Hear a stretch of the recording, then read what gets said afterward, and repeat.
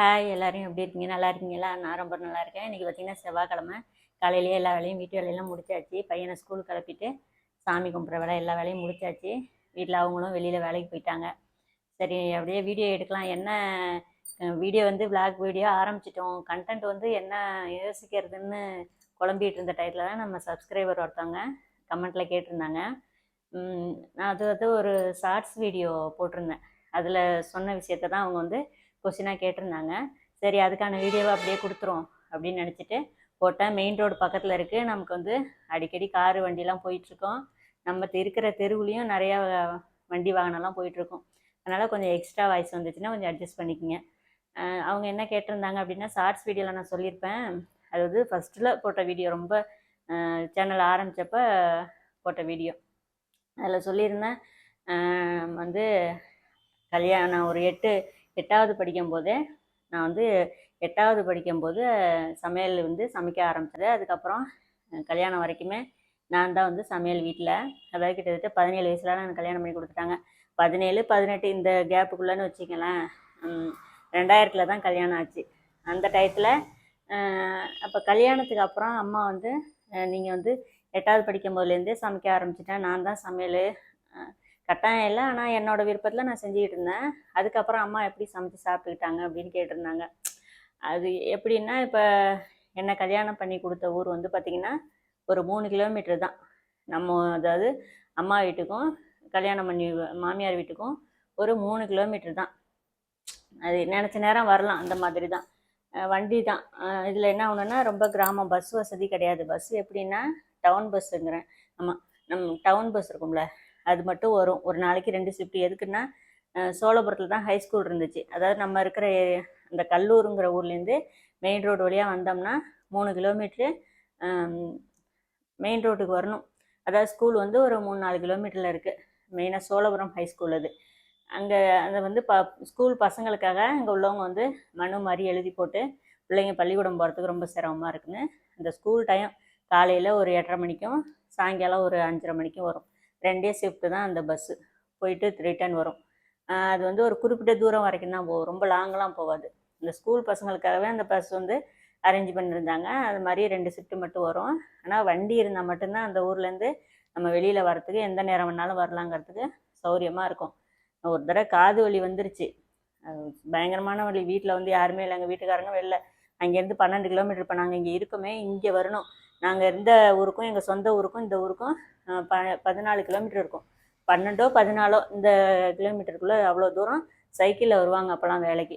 அப்போ கல்யாணம் ஆன புதுசில் ஒரு டிவிஎஸ் 50 சின்ன வண்டி ஒன்று வாங்கி கொடுத்துருந்தாங்களா, அதை வச்சு தான் அதுதான் என்னோடய வாழ்க்கையில் நான் பெரிய பெரிய கஷ்டத்தை அனுபவிக்கிறதுக்கான ஒரு அடித்தளமான ஒரு விஷயம் அந்த வண்டி. வாகனங்கள் வாங்கும்போது பழசில் வாங்கினாலும் சரி, புதுசில் அந்த பிரச்சனை இல்லை. பழைய வண்டிகள்லாம் வாங்கும்போது நம்மளோட சேஃப்டிக்கு அதில் எல்லா விஷயமும் இருக்கான்னு செக் பண்ணிவிட்டு வாங்குங்க. என்னோடய விஷயத்த மட்டும் டைரெக்டாக சொல்லாமல் சில அனுபவத்தையும் உங்களோட ஷேர் பண்ணும்போது கண்டிப்பாக அது யூஸ்ஃபுல்லாக இருக்கும்ல. அதனால் கொஞ்சம் லாங் வீடியோவாக இருக்கும், கொஞ்சம் பொறுத்துக்குங்க. வேறு என்ன செய்கிறது, கொஞ்சம் டீட்டெயில்டாக சொல்லணுன்னா கொஞ்சம் லாங்காக போட்டால் தான் சரியாக வரும். என்ன பண்ணுங்கள், அந்த வண்டியில் வந்து சாரி கவர் இல்லாமல் இருந்திருக்கு. சாரி கவர்னால் சைடில் ஒரு கம்பி கம்பியாக இருக்கும் பார்த்தீங்களா, பேக் வீலில் 2 சைடும் இப்படி இருக்கும். அந்த கம்பி சுத்தமாகவே இல்லை. பின்னாடி வீலு முன்னாடி வீலு 2 மட்டும் இருக்கிற மாதிரி டிவிஎஸ் எக்ஸல். அப்போ ஒரு ரெட் கலர் வண்டி வரும் அந்த வண்டி. அது தகுந்த மாதிரி 8ஆம் நம்பர் எல்லாருக்கும் ராசி இல்லையா, அது அப்போ தெரியாது. கரெக்டாக 8ஆம் நம்பர் வண்டி வாங்கி எங்கள் வீட்டுக்காரங்களுக்கு எங்கள் அப்பா பத்திரிக்கை வைக்கிறதுக்காக வாங்கி அப்படியே இவங்களுக்கு கொடுக்கறதுக்காக அப்படியே வாங்கிட்டாங்க. வாங்கி கல்யாணத்துக்கு அப்புறம் இவங்கள்ட்ட கொடுத்துட்டாங்க. சைக்கிளில் வேலைக்கு போயிட்டு இருந்தனால வேலைக்கு எடுத்துகிட்டு போட்டோன்னு இதை கொடுத்துட்டாங்க. நாங்கள் அதில் தான் ஊருக்கு போயிட்டு வந்துக்கிட்டு இருந்தோம். அது பின்னாடி ஒரு என் பையனுக்கு அது ஒரு, அதாவது என்னோடய பையனுக்கு அதுவே யமனா அமைஞ்சிருச்சு. சில விஷயங்கள்லாம் ரொம்ப கஷ்டமான விஷயங்கள் சொன்னால் உங்களுக்கு மோட்டிவாக இருக்குமா இல்லை கஷ்டப்படுத்துகிற மாதிரி இருக்குமான்னு தெரியல. அதுக்கப்புறம் என்னோடய லைஃப்பில் நடந்த சம்பவம் இப்போ வரைக்குமே ஒரு 39 வயசில் நடந்த சம்பவம்லாம் மிகப்பெரிய விஷயம். கண்டிப்பாக கொஞ்சம் கொஞ்சமாக நான் சொல்கிறேன். விருப்பம் இருக்கிறவங்க சொல்லுங்கள் கமெண்ட்டில். சரி, இப்படி இருக்கா. நம்ம இங்கேருந்து அங்கே போயிட்டு வர மாதிரி வண்டி வச்சுருந்தோமா. அப்போ கல்யாணம் ஆகி ஆன புதுசுலலாம் எனக்கு வந்து ஒரு அண்ணன், அவங்க வந்து கல்யாணம் ஆன புதுசில் ஈரோட்டில் வேலையில் இருந்தாங்க. ஆனால் கன்சீவாக இருக்கும்போது 9 மாதத்துலலாம் அவங்களுக்கு கல்யாணம். வயிற்றில் வந்து என் பெரிய பையன் இருக்கும்போது அவங்களுக்கு கல்யாணம். கல்யாணம் ஆன கையோடு அவங்க வந்து ஈரோடு போயிட்டாங்க. மருமகளை வந்து சமைச்சு போடுறதுக்கான வாய்ப்பும் கிடையாது. அப்படியே அவங்க கிட்டக்கையும் இல்லை. அவங்க வந்து அப்பா வீடு வந்து சொந்த தாய் மாமா பொண்ணை தான் எங்கள் அண்ணனுக்கு கட்டினாங்க. அவங்க வீடு கொஞ்சம் அண்ணி வீடு வந்து அவங்க வீடு கொஞ்சம் வசதி அப்படிங்கிறனால நம்ம வீடு வந்து கூரை வீடு சின்னதாக அப்பா வீடு. அவங்க அப்பா வீடு வந்து கொஞ்சம் மாடி வீடு. அதை மாதிரி அதாவது எப்படி சொல்கிறது, வீட்டோட மருமகனாக போயிட்டாங்கன்னு சொல்லுவாங்களா, அந்த மாதிரி கிட்டக்க தான் பக்கத்து ஒரே ரோடு. இங்கே அப்பா வீடு இருக்குன்னா ஒரு 5-6 வீடு தள்ளி அண்ணனோட மாமனார் வீடு. அண்ணன் வந்து கம்ப்ளீட்டாக அங்கே ஷிஃப்ட் ஆகிட்டாங்க. அம்மாவுக்கு அப்பாவுக்கு சமைச்சு போகிறதுக்கான அந்த ஒரு இதெல்லாம் இல்லை. அதை நான் என்ன செய்கிறது, அவங்க இங்கேயும் இல்லை, ஈரோடு போயிட்டாங்க. வேலை வந்து டீச்சர் வேலை அப்படிங்கிறனால. அப்போ என்னென்னா நான் வந்து அடிக்கடி எங்கள் வீட்டில் என்ன பண்ணுவாங்க, ஒரு 10 நாளைக்கு ஒரு தடவை 15 நாளைக்கு ஒரு தடவை கொண்டு போய் விடுவாங்க. போகிறப்பெல்லாம் நான் சமைப்பேன். அது என்னென்னா அப்போ போகிறப்பெல்லாம் சத்தம் போடுவாங்க, இவ்வளோ மளிகை கடை இருந்துச்சு, காய்கெலாம் விற்பாங்களா, இவ்வளோ இது செய்கிறோம், காயெலாம் இருக்குது, ஒரு தொட்டுக்காக பண்ண மாட்டேங்கிற அம்மா. அப்போல்லாம் கிராமத்துலலாம் வாடி பொடின்னு தான் பேசுவாங்க பொண்டாட்டிங்களா. இப்பயுமே எங்கள் வீட்டுக்காரங்க என்ன அப்படி தான் பேசுவாங்க. செய்ய மாட்டேங்கிறா, எண்ணெய் இருக்குன்ட்டு அப்பளத்தையே பொரிச்சு வச்சிடறாம்மா. ஒரு குழம்பு வச்சா 2 நாளைக்கு 3 நாளைக்கு, புளி குழம்புலாம் வச்சா 3 நாளைக்கு, சாம்பார் வச்சா 2 நாளைக்கு, இப்படியே தான் அம்மா வந்து ஓட்டிகிட்டு இருந்துச்சு. சின்ன பிள்ளைலாம் நிறைய காமெடி நடக்கும். எங்கள் அம்மா ரசம் வச்சா எங்கள் அப்பா சொல்லும், என் பொண்டாட்டி ரசம் வச்சா 18 பட்டி மணக்கும், அவங்கள என்ன அவ்வளோ இலக்காரமாக போச்சு அவங்களுக்கு அப்படின்லாம் கிண்டல் அடிக்கும். அப்போ அந்தளவுக்கு எங்கள் அம்மா இன்னுமே ரசம் வைக்க தெரியாதுன்னு வைங்களேன், ஏனோ தானன்னு வைக்கும். அது என்னமோ தெரியல, சின்ன பிள்ளையிலேருந்து வந்து ஒரு பொண்ணு 6 அண்ணன் தம்பிங்க. அந்த அண்ணன் தம்பிங்க கூடயே பழகி விளையாண்டு அந்த பொம்பளை பிள்ளைங்களுக்கான ஒரு வீட்டு வேலை செய்யணும் அப்படிங்கிறலாம் இல்லாமல் எங்கள் ஆத்தாட்ட நிறையா அடி வாங்குவோம் எங்கள் அம்மா. அது மாதிரி விஷயங்கள்லாம் இருந்தாலும் அதுக்கு சமைக்கிறதுல ஒரு இன்ட்ரெஸ்ட் இல்லையோ என்னமோ தெரில. அப்புறம் கல்யாணத்துக்கு அப்புறம் இந்த மாதிரி போயிட்டு இருந்துச்சு. அப்புறம் மாதம் கன்சீவ் ஆனதுக்கப்புறம் அடிக்கடி உடம்பு முடியாமல் போமா. இதில் என்னென்னா 6 மாதம் தான் எங்கள் மாமியார் என்னை வீட்டில் வச்சுருந்தாங்க.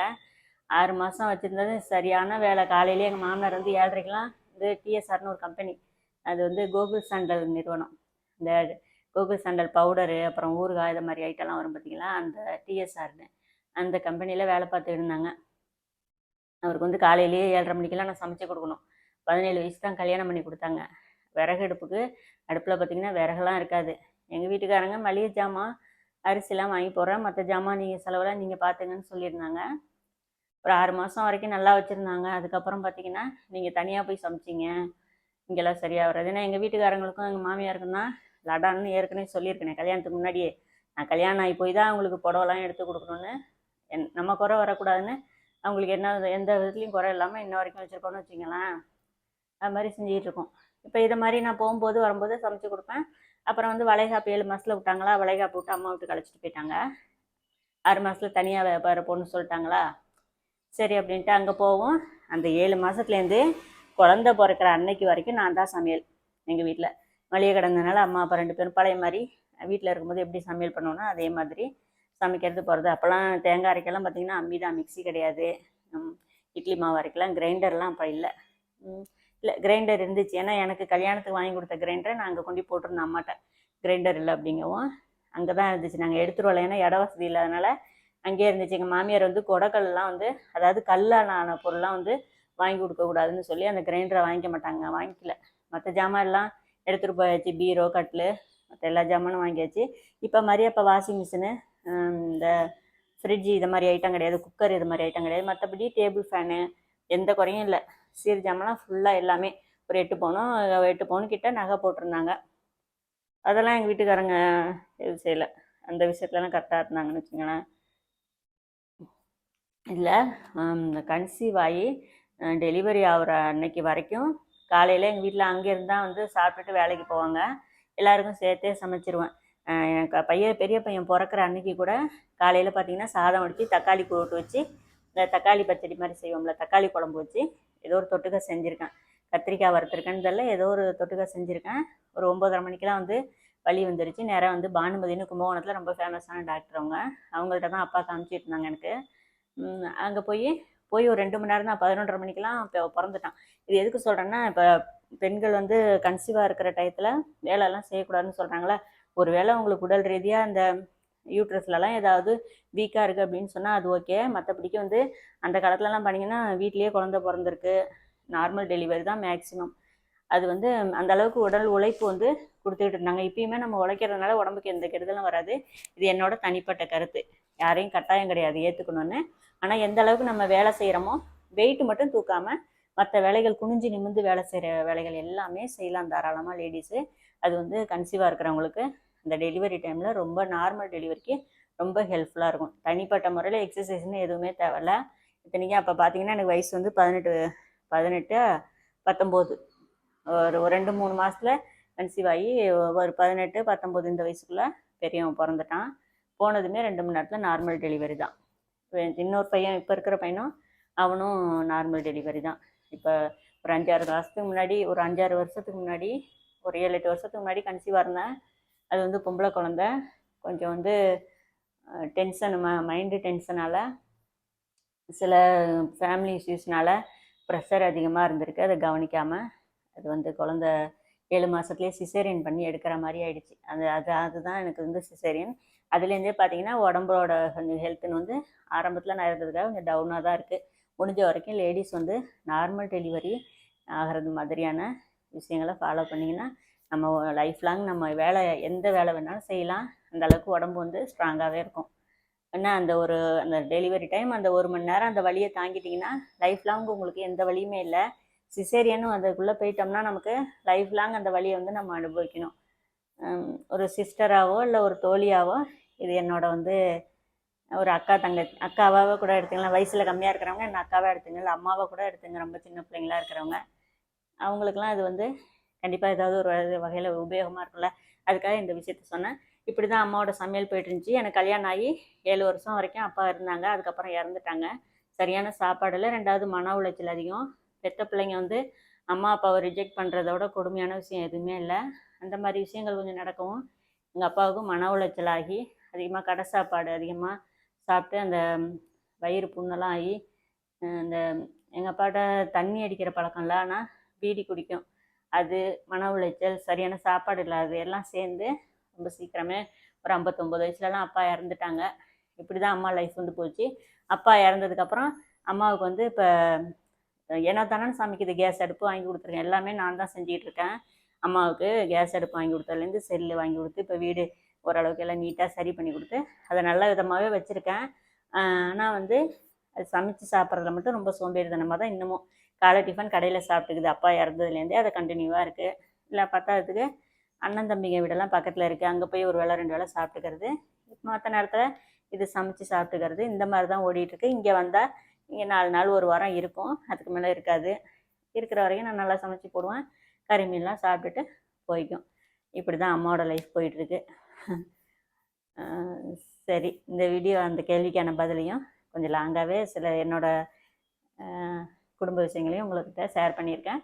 கண்டிப்பாக இந்த வீடியோ உங்களுக்கு பிடிச்சிருந்துச்சின்னா மறக்காமல் லைக் பண்ணிவிடுங்க. இந்த மாதிரி வீடியோஸ் தேவையா, நல்லா இருக்கா அப்படிங்கிறத கமெண்ட்டில் சொல்லுங்கள். நெக்ஸ்ட் வீடியோவில் பார்க்கலாமா? பாய்.